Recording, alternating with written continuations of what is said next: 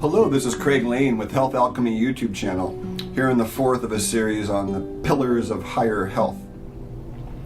And the last one is one of the ones that really a lot of health professionals miss. The fourth part of the pillar of higher health is you've got to eliminate and you've got to drain. And drainage is the key word here that gets missed by almost every health professional. Your cells have to take in nutrients and have to detox. So if the cell has to detox, where are those toxins going, right? If you have a mountain, that's the top of the watershed.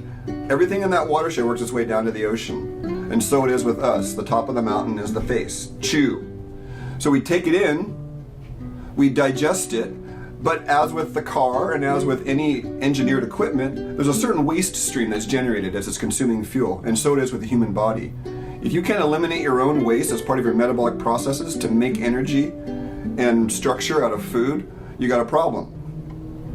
If you can't take in and transform the chemical, heavy metal, radiation, and all the waste in our environment, you got a problem. And we live in an environment without precedent, at least in my practice, of contamination.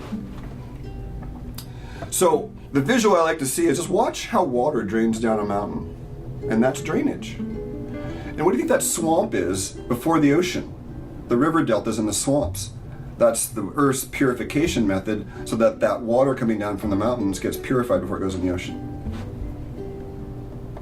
And so it is with our body. That's our colon, the sewage treatment plant of the body. So why would you want to do this? Well, I think it's fairly obvious when you're constipated why you would want to not be constipated. Because food's normal route of time is 24 hours from mouth to anus. So if you've got food sitting in here, in the gut, rotting, which most Americans, well known, have 3 to 5 pounds at least of waste here. And watch your transit time. You can eat one little chunk of beet, you can eat a peanut and not chew it up, and when you see that come out, that's your quick and easy transit time. Breakfast from this morning ideally is pooped out when you eat breakfast the next day. Watch your animals. If you're not having a bowel movement within an hour after you ate or 2 hours, you're not in optimal elimination. So if you're eating breakfast, lunch, and dinner every day, then if you have a bowel movement after breakfast, lunch, and dinner, that's optimal. How many people reach that? About 0. Most people, I'm lucky to get 1 bowel movement out of them a day, which means all 3 meals of the previous day conglomerated, right? And stagnated in the colon. That's what we call auto-intoxication, self-poisoning. So, a couple quick ideas. 2 of the easiest drainage foods I have found are raw radish and raw beet. Beet works with the bile, radish works with the gut and the lymph a bit.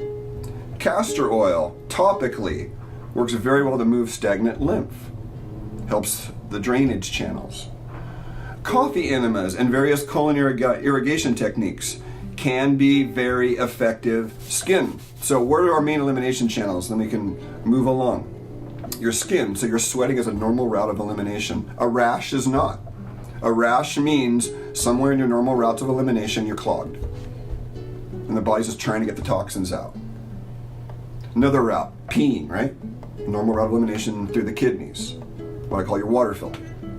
Air filter, your lungs, normal route of elimination. Breathing, but the skin is related to that. Pooping, that's how you get your fat, that's your oil filter, right? Your gallbladder, your liver are your oil filters. Your kidneys, your water filter. Your lungs are your air filter. Then your blood filter is your spleen. And you can monitor that, your spleen health, based on a lot of things, because guess what manages your serotonin? Your platelets. What? And guess what manages your platelets? Your spleen. So we talk about the trophic effects of various organs, or the long-term body effect. So the spleen actually has an effect on your hormones, your well-being, as it turns out. So people who worry a lot, that's called splenic. So digestion and elimination, as you can see, is we want to have a good return on our investment. We want to make new tissue. We want to have energy. We want to be enthusiastic. So those things tend to be much higher when we're clear in our nervous system. Very good. This is Craig Lane with Health Alchemy YouTube channel, thanking you for watching another in the sequence of what's going to help you with your higher health.